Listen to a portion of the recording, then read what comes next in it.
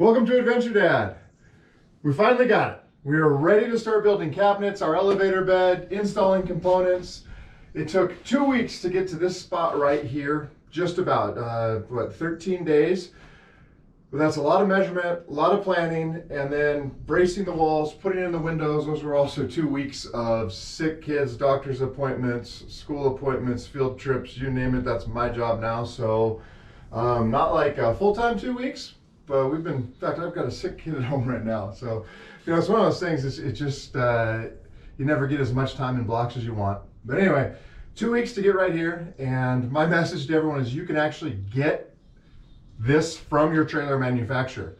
So those 2 weeks, I braced the walls, insulated the walls, got ready to install my ceiling fan, installed some windows, installed an awning system, kind of a little bit of a different awning system, exterior lighting, and I got ready and I put my solar in, even though I haven't wired it up yet. So the solar's still pigtailed up on the roof. My next trailer, I am going to purchase it from the factory, insulated, interior paneling, exterior lighting, awning, the whole deal. I'm going to get everything from the manufacturer. That way all I have to do is put in cabinets and build the trailer that I want to build, whether it's elevator beds, bunk beds, whatever.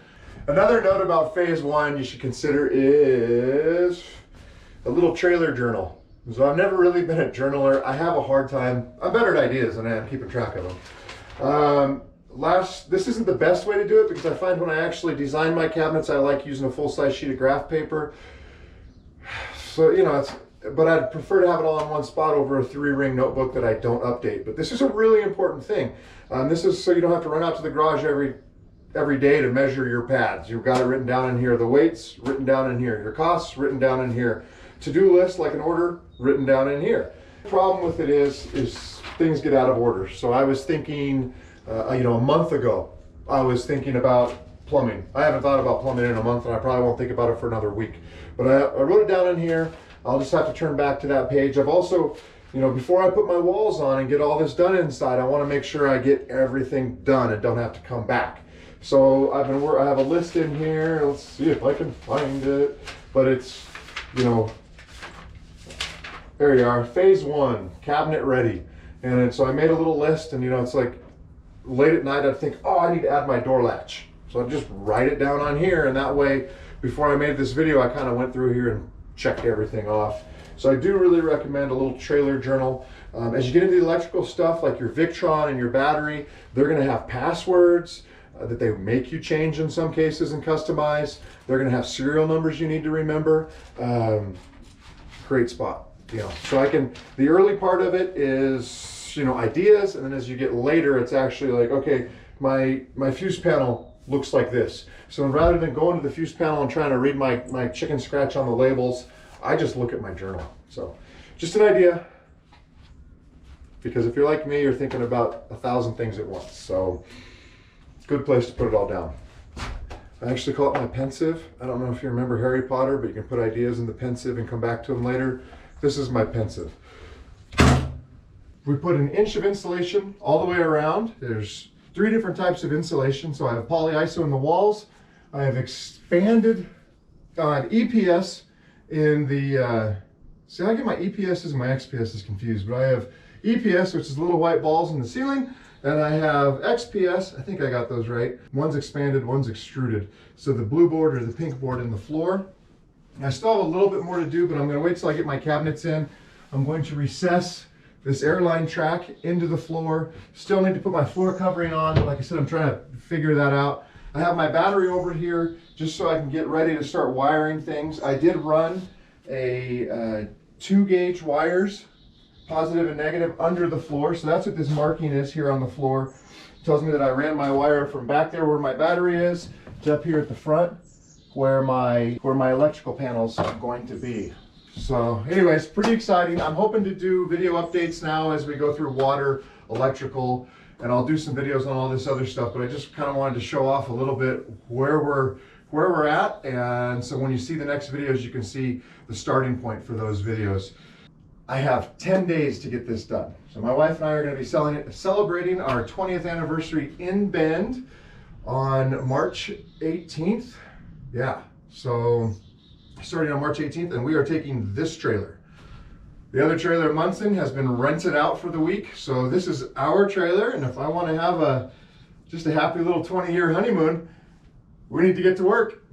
This is our bike rail. So just like our other trailer, I'm going to be putting my bike rack here. Still need to figure out exact placement, but bike rack is going to go right here on the floor. And then it gets attached via some collar ties to this rail. This rail is braced all the way across the trailer framing, and then it itself adds a lot of support. This is a 12 by 40 window from Vintage Technologies. This window came with a 1/4 inch flange, which is really cool. So it's set up for a 1 1/4 inch wall. Super easy to install. When I installed the windows on the last trailer, the whole time I was thinking of a better way to do it. Finally found all the tools to do it, so please watch that video when it comes out if you need to install a window in your trailer. I always recommend you get it done by the manufacturer, but if you have to install one, the way we did it, you know, the setup takes a long time to make sure you get everything right and where you want it, but the actual installation of this window was about 40 minutes. And I did most of it by myself. I had my wife and my mom were here actually, and they helped me hold it in. 1/4 inch flange, pretty cool. Let me show you this one. This is one I'm really excited about. You know, you're a dork if you get excited about windows. Okay, so this is gonna be our kitchen window. This is actually an exit window. Really happy about this. This is a 36 by 22, I think are its nominal measurements. Because of this hardware, it does have a 2-inch frame, so I had to add this spacer. Now the way that this window installs, I did it per Rec Pro's recommendations, and I did not use any butyl or Dicor or anything on the exterior, no caulking. I just used their little compression flange or piece of foam, I guess. So I can take this window out and change this if I want to change the look of it or the design or make it a little bit slimmer. But this is just kind of a holder here. So this is a piece of 18mm plywood just to get us out to a 2-inch. Uh-oh, it's getting windy. Just to get us out to a 2-inch wall spacing. But nice big awning window, and if you need to, you can pull the screen off and it's an exit window. Pretty excited about that one. So I have the solar panels mounted, but I have not brought the wiring through the roof yet. I haven't done the combiner box. Since I'm working outside, I need to cover the panels before I start wiring them up, or I need to get at it real early in the morning. Put my combiner box right up here. I'll run this pigtail through the roof. And since I'm using a scrapple wire, I hope I have enough. Otherwise, I think I can use this wire and fish another wire up through it if I have to use a longer piece. AM Solar sent me, gosh, I think I have 20 feet of this, but all I needed was this remnant I have. My battery's gonna go back here. So this is my Life Blue 200 amp hour battery. And the hope is, mount this battery right here. I'll have my solar charge controller here along with the shutoff. This is 2-gauge wiring, and it's been run under the floor through the insulation. And you're probably gonna ask why I use 2 different panels. I don't know, for whatever reason.